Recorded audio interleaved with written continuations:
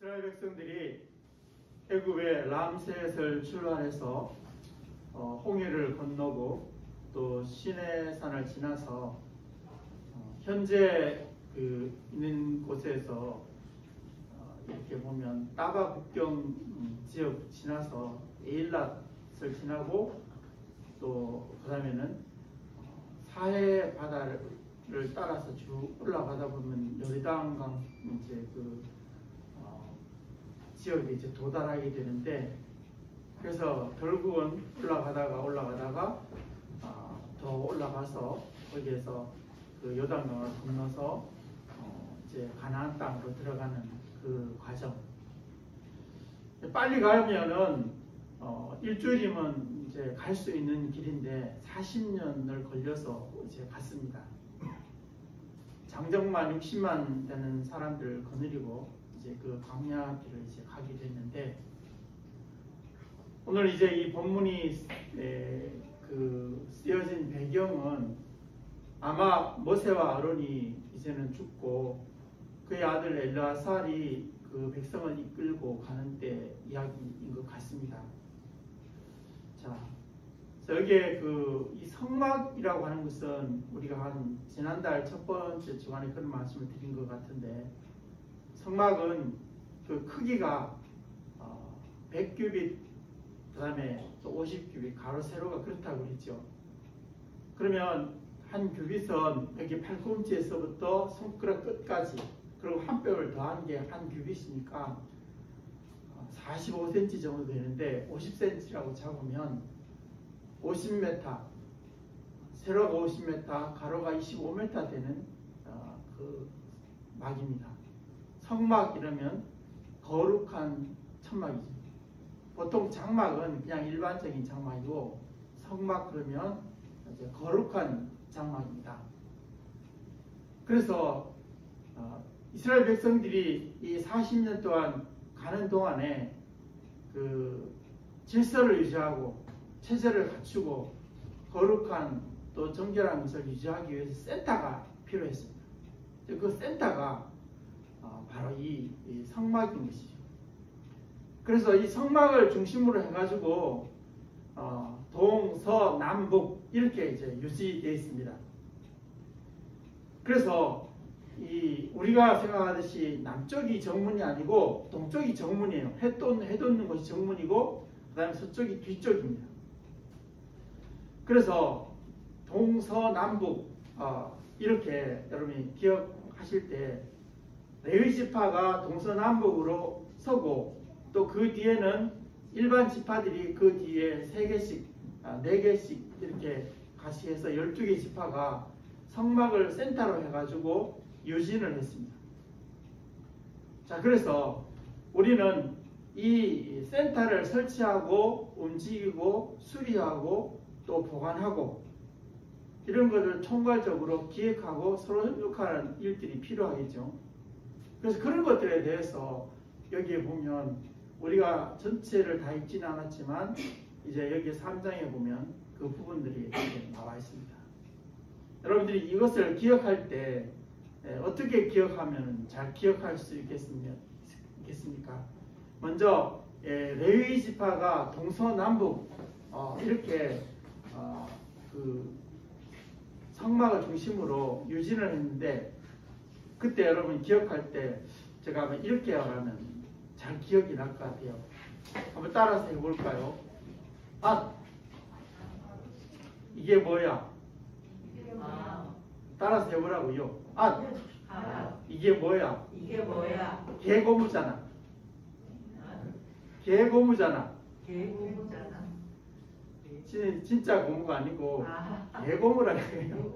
자, 다시 한번 해볼까요? 이게 뭐야? 이게 뭐야? 개고무잖아. 개고무잖아. 이게 어떻게 기억하냐면, 뭐야는 모세와 아론이죠, 그죠? 그러면 동쪽이에요. 그 다음에 개고무라는 것은 서쪽이 게르손 자손이고, 또 남쪽이 고핫 자손이고, 북쪽이 무라리 자손이에요. 그래서 뭐야? 개고무잖아. 이렇게 하면 여러분이 안 잊어버릴까요? 이렇게 공부할 때도 여러분 기억하실 때 이렇게 기억하시면 참 좋을 것입니다. 그러면 안 잊어버리죠.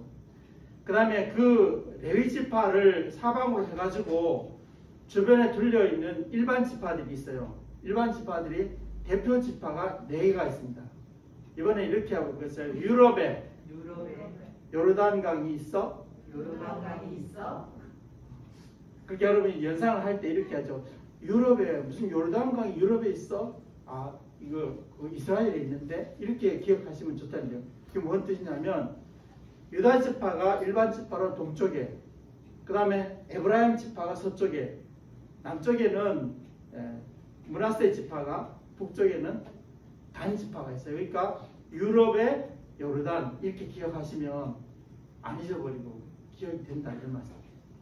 자, 이렇게 성막을 중심으로 레위 지파가 갈라 있고, 그 다음에 일반 지파들이 있고, 그 유다 지파, 에브라임 지파, 그 다음에 므낫세 지파, 단 지파 뒤에 또 2개씩 있으니까 그러면 12개 지파가 같이 나누어서 거기에 유진하는 거예요. 거기에 자기 자리가 거기에요. 다른 데 가면 안 됩니다. 자, 그래서 이제 그런 부분들을 여러분이 보면서 우리가 이 말씀을 한번 기억해 보려고 하는 것입니다.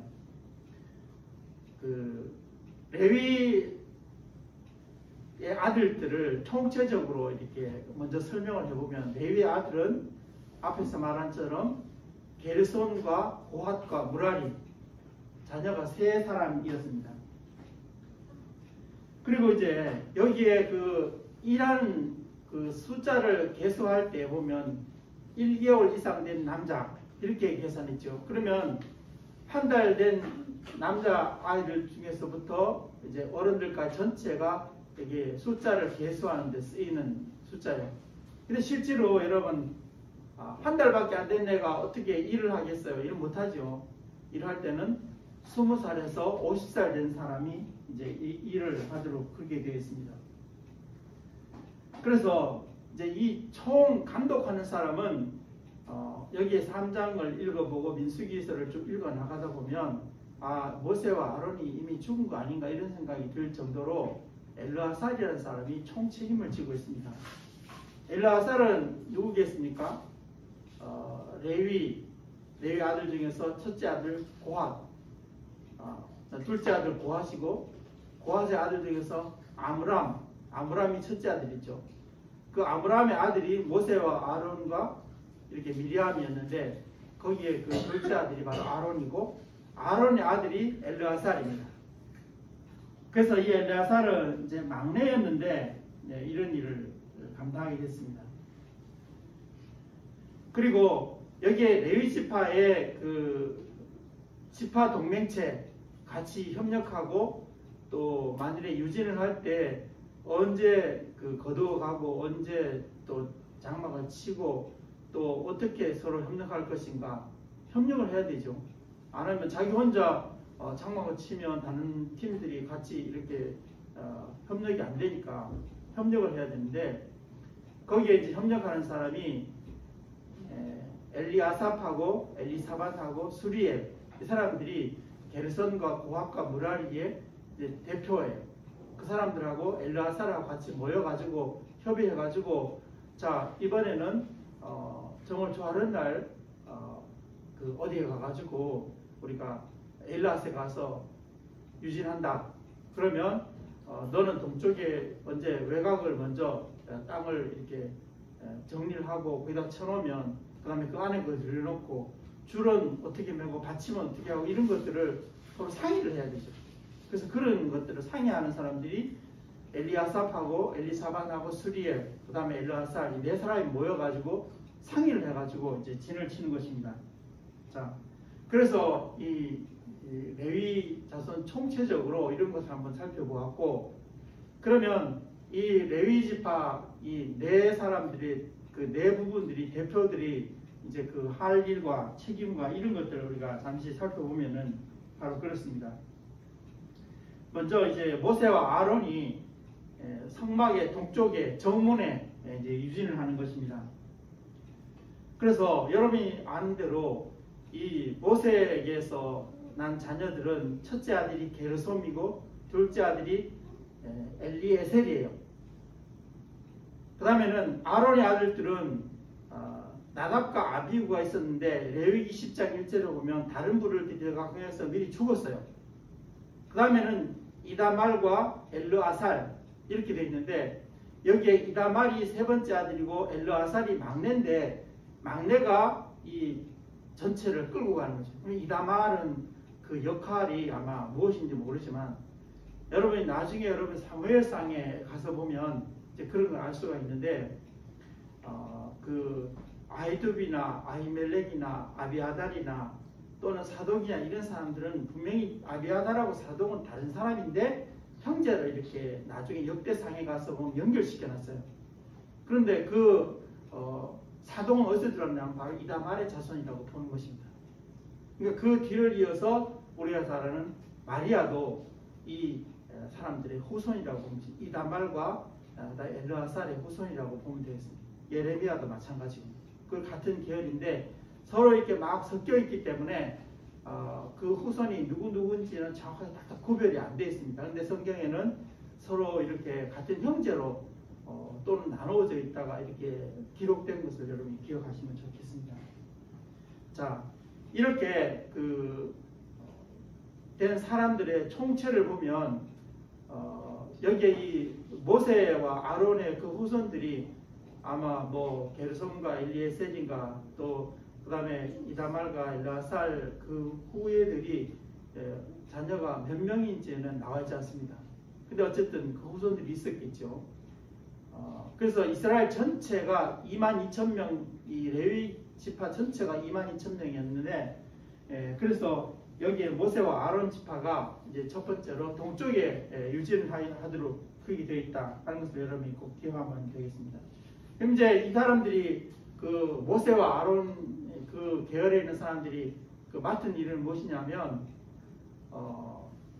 전체적으로 유진하고 또 출발하고 이런 거를 기획하고 또 준비하고 이런 것을 아마 이들이 하지 않았을까 이렇게 우리가 보게 되는 것입니다. 그리고 경비를 맡았습니다. 성막에 가까이 오는 사람이나 이런 사람들을 이렇게 처리하는 일들을 아마 이들이 했으면 볼 수가 있습니다.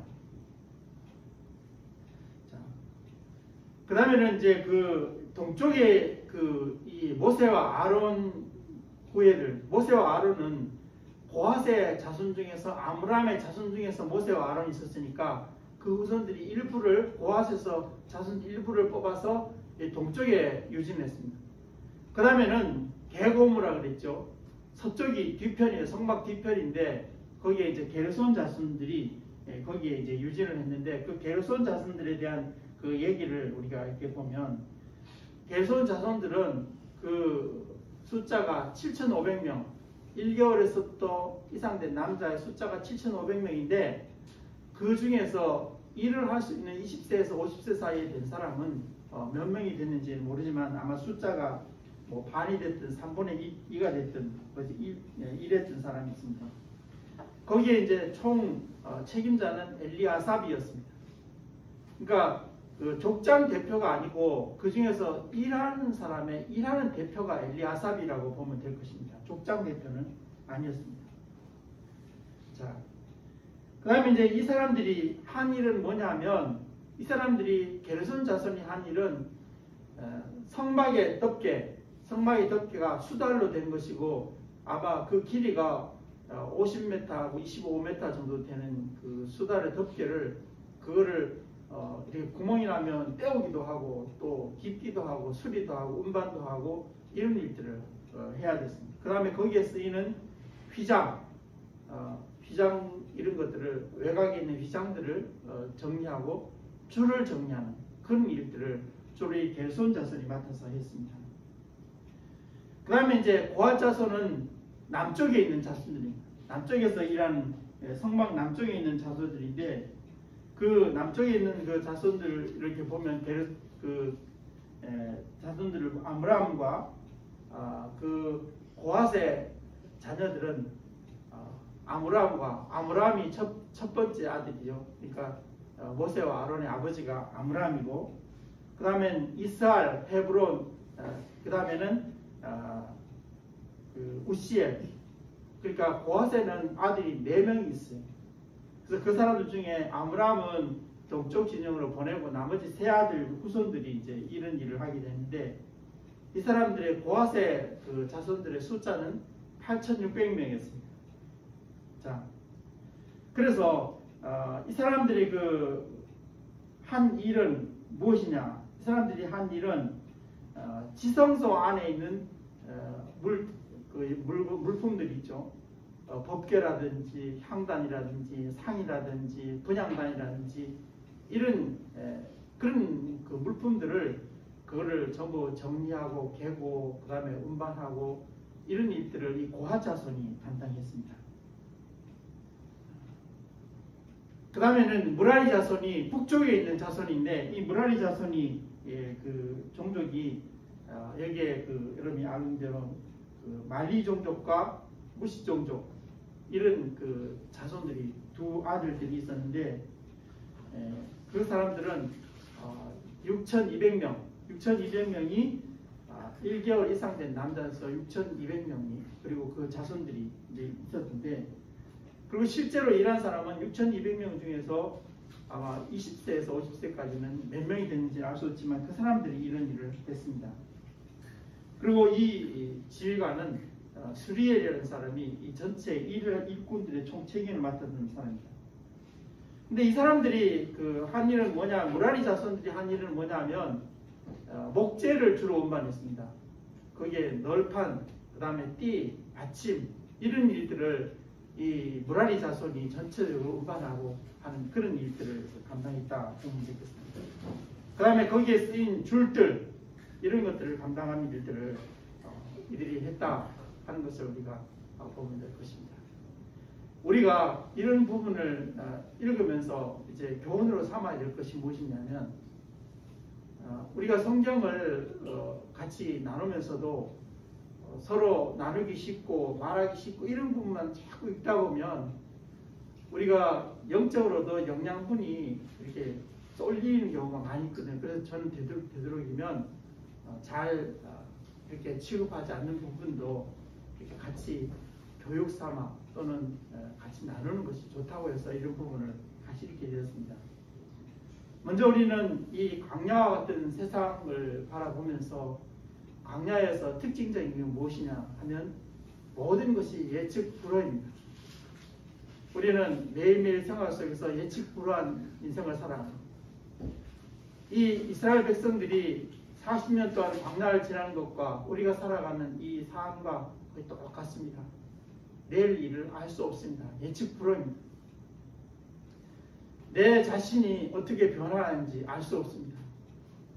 사람들과의 관계가 어떻게 변할지 알 수가 없습니다. 오늘은 참 평화로운데 웃고 서로 지나고 이렇게 지나가는데 내일 한 시간 뒤에 어떻게 변하는지 사람들의 관계는 알 수 없습니다.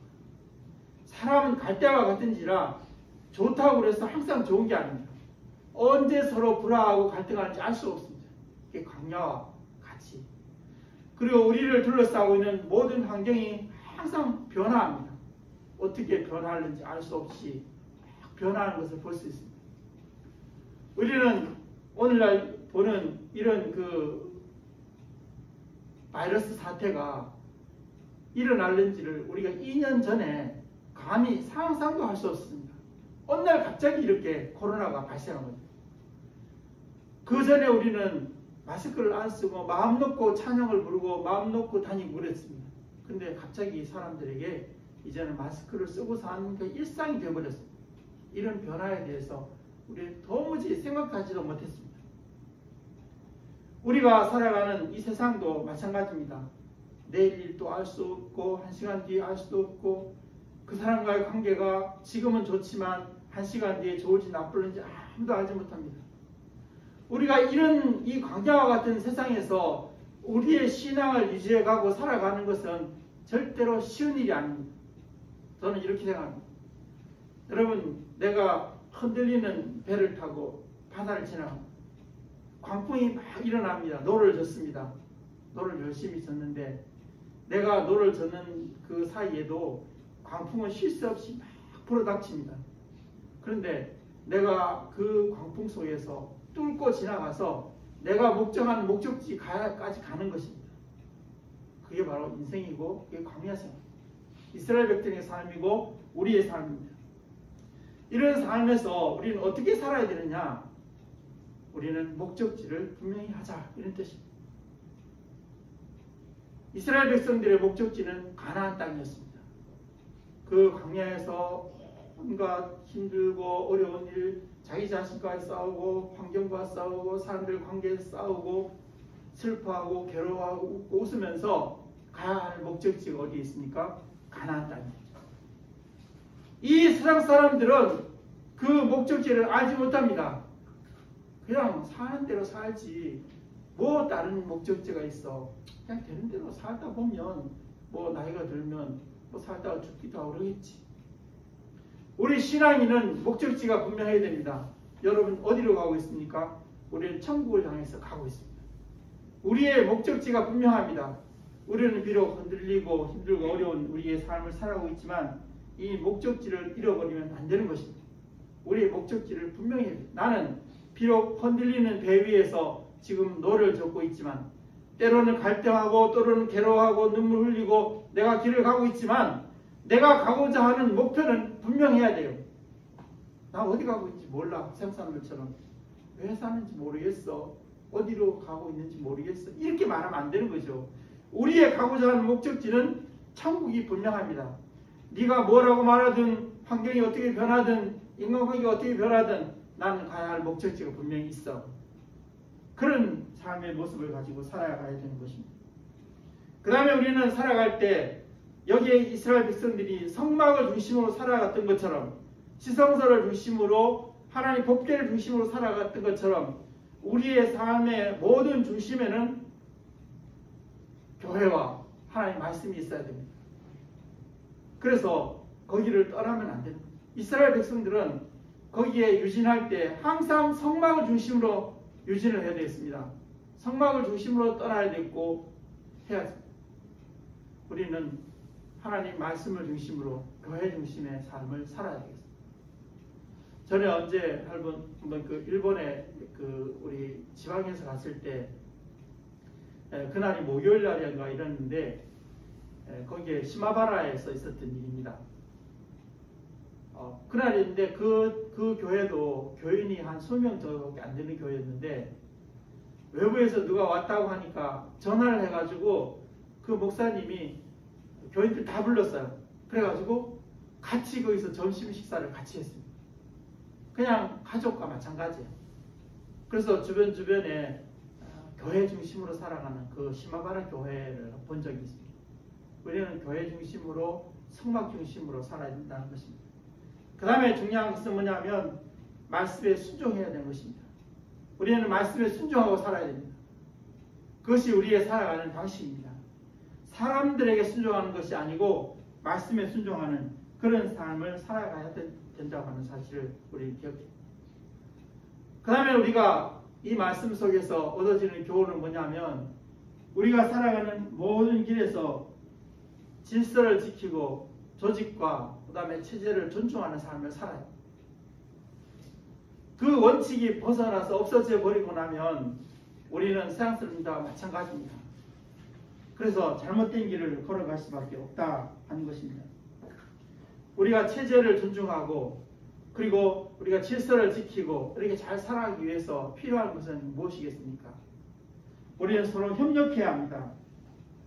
협력해야만 성막을 치고 거둘 때 가령 예를 들어서 게르손 자손은 줄을 가지고 왔는데 무라리 자손은 받침이나 그 다음에 이런 그 널판을 안 가지고 왔어요.